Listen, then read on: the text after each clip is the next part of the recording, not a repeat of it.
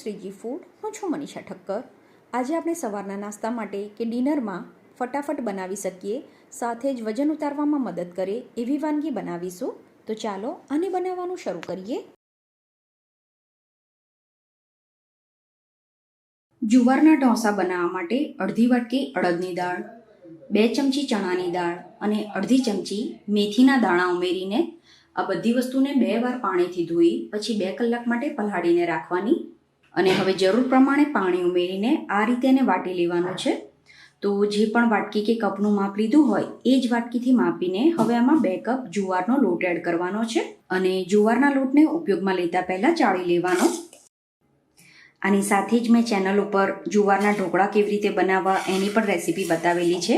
તો તમે જો જુવારની અલગ અલગ રેસીપી ટ્રાય કરવા માંગતા હોય તો એ પણ તમે બનાવી શકો છો. એ પણ ખૂબ જ ટેસ્ટી અને હેલ્ધી બને છે. હવે થોડું પાણી ઉમેરીને અને જેવું આપણે નોર્મલ ઢોસાનું ખીરું રાખીએ છીએ એવી જ કન્સિસ્ટન્સીમાં રાખવાનું છે.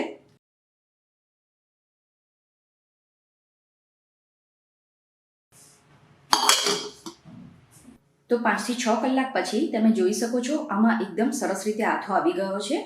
તમે જ્યારે આને ચેક કરશો ત્યારે તમને આ રીતની આમાં જાળી પડેલી દેખાશે. તો હવે આને સરસ રીતે હલાવી લેવાનું. અને આ ખીરાને તમે ફ્રીજમાં 4 થી 5 દિવસ સુધી સ્ટોર કરી શકો છો. પછી જેટલા પણ તમારે ઢોસા કે ઇડલી બનાવવી હોય એ પ્રમાણે થોડું ખીરું લેવાનું. તો અહીંયા મેં 3 ચમચા ખીરું લીધું છે. આટલામાંથી 3 ઢોસા બનીને તૈયાર થશે. હવે ખીરામાં થોડું મીઠું ઉમેરી દેવાનું અને હવે આને સરસ રીતે હલાવી લેવાનું છે. ખીરાની કન્સિસ્ટન્સી આ રીતની જ રાખવાની અને પાણી નાખીને પાતળું નથી કરવાનું. પછી એક ઢોસાની તવીને ગરમ થવા માટે મૂકવાની. તો અહીંયા તમે લોખંડની કે નોનસ્ટિકની કોઈ પણ તવી લઈ શકો છો. તવી ગરમ થાય એટલે પહેલાં આમાં થોડું તેલ લગાવી દેવાનું અને હવે તવીને સહેજ ભીના કપડાથી લૂછી લેવાની.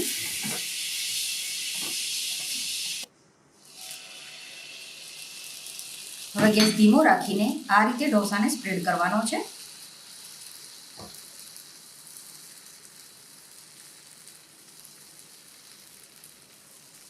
આને સ્લો ટુ મીડિયમ ફ્લેમ ઉપર કૂક કરવાનો.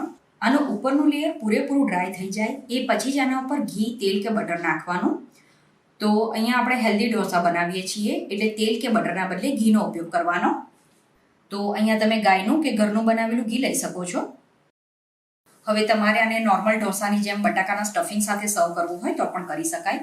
અત્યારે હું સ્ટફિંગ વગર આ ઢોસા બનાવવાની છું એટલે ઢોસાને થોડું ટેસ્ટી અને ચટપટો બનાવવા આના ઉપર થોડું લાલ મરચું સ્પ્રિંકલ કરવાનું. આની સાથે જ થોડો ચાટ મસાલો, ઝીણા સમારેલા લીલા મરચાં ઓપ્શનલ છે, તમારે લીલા મરચાં ના ઉમેરવા હોય તો સ્કીપ કરી શકો છો. અને થોડી સમારેલી કોથમીર એડ કરવાની.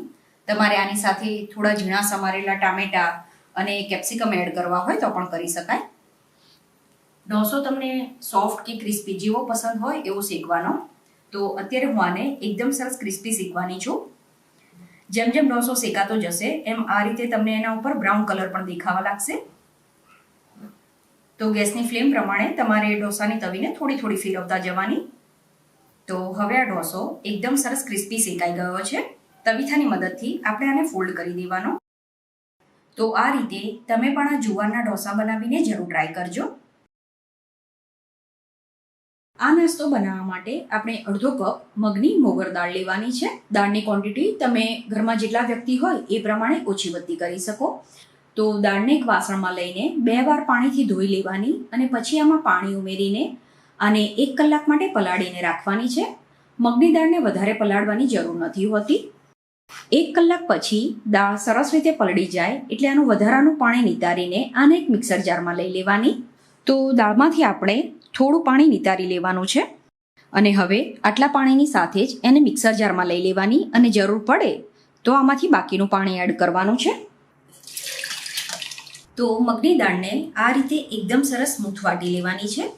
તો આ દાળને વાટવામાં બીજું પાણી એડ કરવાની જરૂર નથી પડી. હવે આમાં બિયા કાઢીને ઝીણું સમારેલું ટામેટું, ઝીણા સમારેલા કેપ્સિકમ અને 2 વાટેલા લીલા મરચાં એડ કર્યા છે. મરચાંની ક્વોન્ટિટી તમે જેવું તીખું ખાતા હોય એ પ્રમાણે ઓછી વધતી કરી શકો. સાથે જ ચપટી જેટલી હળદર અને થોડું મીઠું એડ કરી દેવાનું. થોડા ચીલી ફ્લેક્સ એડ કરવાના છે, ઓપ્શનલ છે, તમારે ચીલી ફ્લેક્સ ના એડ કરવા હોય તો સ્કીપ કરી શકો છો. પણ ચીલી ફ્લેક્સ એડ કરવાથી જ્યારે આ પુડલા બનીને તૈયાર થશે ત્યારે એનો દેખાવ ખૂબ જ સરસ લાગતો હોય છે. હવે આ બધી વસ્તુને સરસ રીતે મિક્સ કરી દેવાની. તો ફાઇનલી આ રીતની આની કન્સિસ્ટન્સી હોવી જોઈએ. પછી નોનસ્ટિકની કે લોખંડની તવી ગરમ થવા માટે મૂકવાની. તવી ગરમ થઈ જાય એટલે આના ઉપર સહેજ ઘી કે તેલ લગાવી દેવાનું. અહીંયા મેં ઘીનો ઉપયોગ કર્યો છે. હવે જે ખીરું બનાવ્યું છે એને થોડું હલાવી દેવાનું અને પછી આ રીતે થોડું ખીરું આના ઉપર લઈને સ્પ્રેડ કરી દેવાનું છે. સહેજવાર માટે આને ઢાંકી દેવાનું જેથી આ સરસ રીતે કૂક થઈ જાય. ઢાંકણ હટાવીને આને ચેક કરી લેવાનું. તો તમે જોઈ શકો છો આનું ઉપરનું લેયર આ રીતે ડ્રાય થઈ ગયું છે. તો ફરીથી આના ઉપર સહેજ ઘી કે તેલ એડ કરી દેવાનું. હવે આને તવીથાની મદદથી ફેરવી દેવાનું છે. બીજી બાજુ પણ આને સરસ રીતે શેકી લેવાનું. તો પાછળની સાઈડ પણ પુડલો સરસ રીતે શેકાઈ ગયો છે. અત્યારે જે માપ લીધું એનાથી આ સાઈઝના 5 થી 6 પુડલા બનીને તૈયાર થાય છે. આ પુડલાને તમે ટોમેટો કેચઅપ, કોથમીર મરચાંની તીખી ચટણી કે પછી દહીંની સાથે પણ સર્વ કરી શકો છો.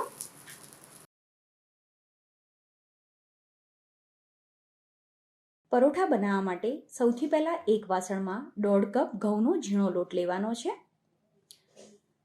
પછી આ પરોઠામાં વાપરવા માટે મગની મોગર દાળ લેવાની, જેને ધોઈને 2 કલાક માટે પલાળીને રાખવાની છે. તમે જો દાળ પલાળવાનું ભૂલી ગયા હોય તો દાળને તમે નવસેકા ગરમ પાણીમાં અડધો કલાક પલાળીને પછી પણ યુઝ કરી શકો છો. તો આ દાળનું પાણી નિતારીને એને એક વાટકામાં લઈ લેવાની. પછી લોટમાં આપણે મસાલા કરી દેવાના છે.